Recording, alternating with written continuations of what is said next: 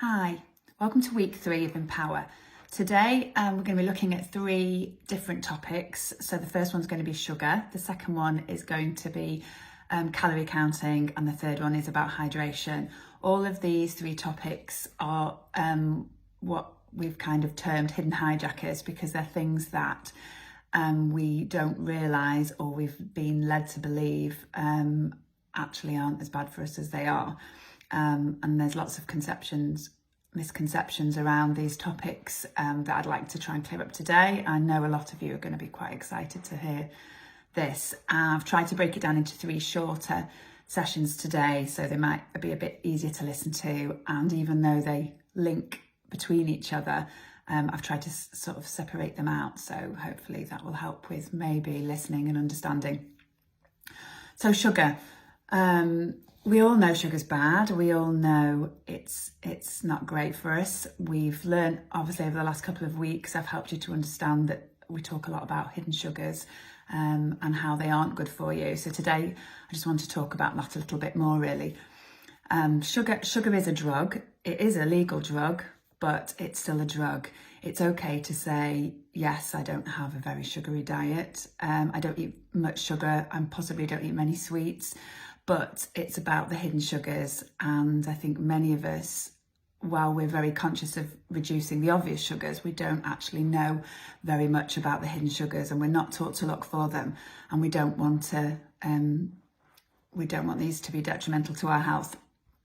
I always like to quote this 2013 study that was done on rats, where they found that sugar, in fact Oreo biscuits, was actually as addictive as cocaine to rats, especially the creamy bit in the middle. So it gives you a little bit of an idea and understanding of how difficult it is to actually come off sugar, and how sometimes we just want to say, I'm going to stop all my sugars. And it's actually it's not that easy.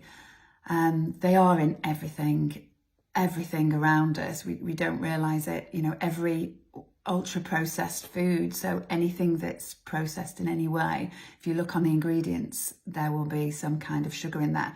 And food companies are very clever, because they disguise sugar under lots of different names, so we don't really know what we're consuming. Hopefully the handout today will give you a little bit of a steer of some of the things to look out for, so you know, because I think it's not about cutting out all sugars. There's a lot of natural sugars and ways to make things sweet, which we'll also discuss. But it's, if you're going to have sugar, you want to know what you're eating, and it's the hidden ones, I think, that we need to be wary of and know that we're eating them if we're going to make that choice.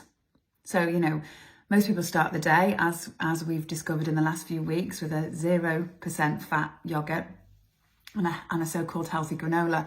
And as you're beginning to realise, you know, this often isn't the healthiest breakfast because of all the sugars. Low fat, zero fat or low fat is basically shorthand for high sugar. You take the fat out of something and you basically have to put sugar in to replace the taste of the missing fat. So anything that's low fat generally means high sugar. No added sugar doesn't mean that there aren't sugars in it already. It just means they haven't added extra sugars in different forms in it.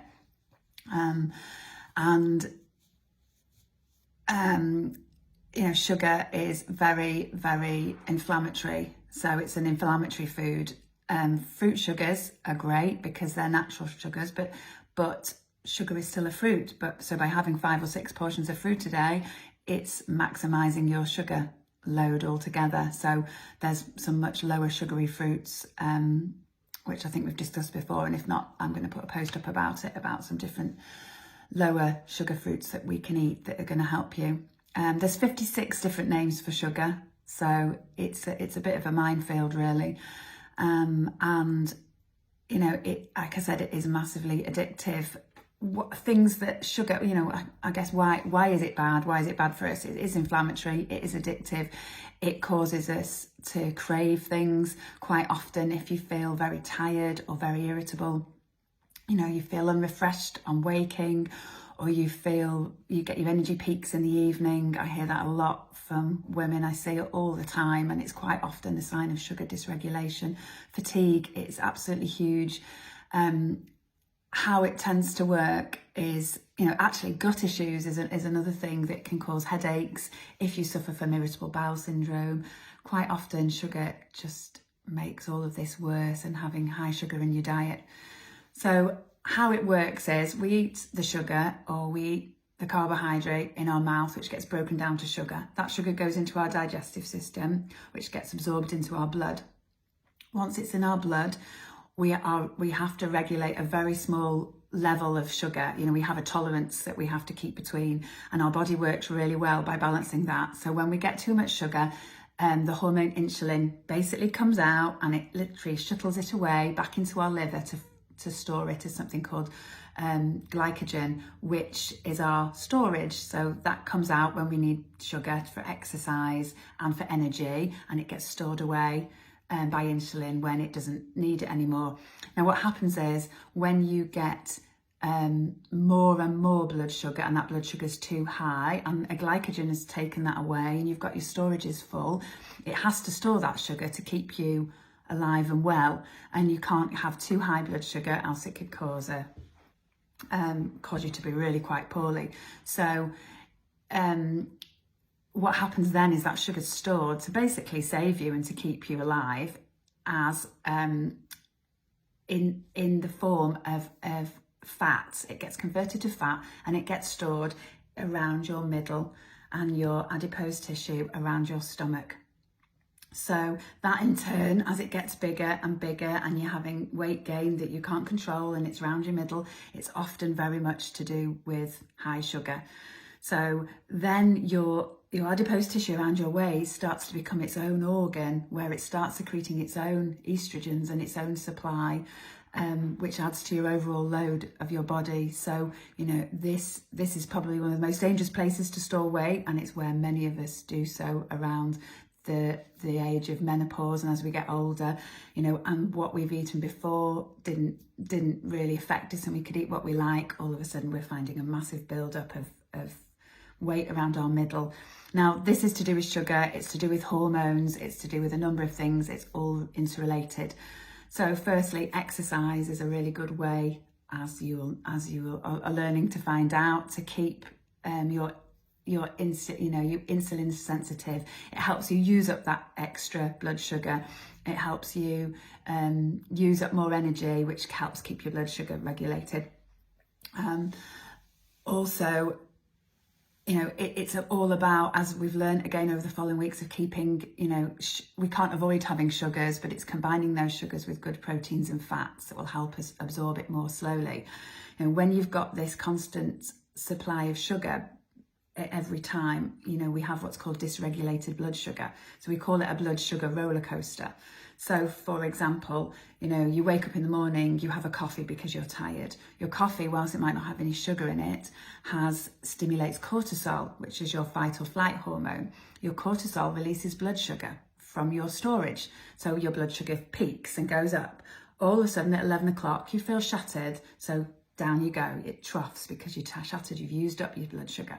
So you need that sugary snack. So you grab a Mars, or you grab something sugary, and in it goes. So up your blood sugar goes again, and then down it comes. And if you have lunch, a wrap, a sandwich with a little bit of ham and a teeny bit of salad, there's all that sugar in the bread, in the processed meats, with your sugary snack or piece of fruit, up your blood sugar goes again, down it goes. And you can see how this roller coaster of sugar just impacts us every day and makes us feel very low in energy, very fatigued, very irritable. And it's all about balancing this blood sugar roller coaster. Options that you can try, like I said, it's not easy to just suddenly stop eating sugar. So it's about making little switches. It's about, as I've said, adding your protein source, adding your healthy fats, slowing the absorption of your sugar, which will help it become more regulated. Try switching sugary things. If you really need sugar on porridge, a local honey has lots of good things, antioxidants in it, that's going to be beneficial, as well as the sugar. A good quality maple syrup.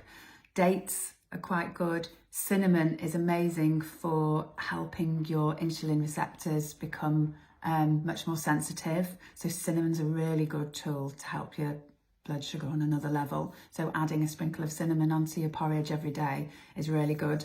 And artificial sweeteners, which I've mentioned before, they are no better really. Although they aren't sugar and they're marketed as such, they might be low in fat, but you're still getting that really, really sweet taste, which keeps that addiction going. You're also getting all the added chemicals that artificial sweeteners are, which your liver has to manage.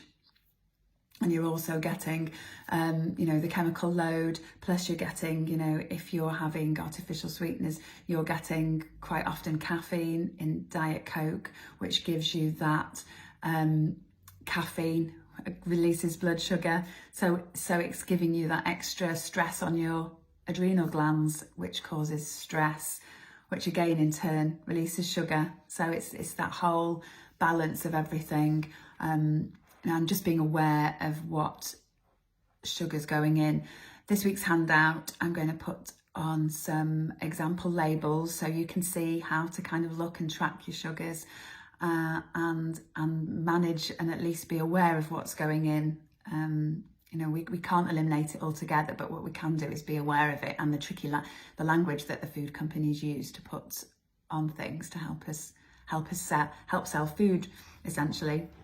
So I think it's just being aware of it and being aware of regulating your blood sugar, and to be aware that if you are wanting to lose a little bit of weight, especially around your middle, it's not fat that you should be looking at, it's sugar, and it's the sugar that puts on the weight and not the fat.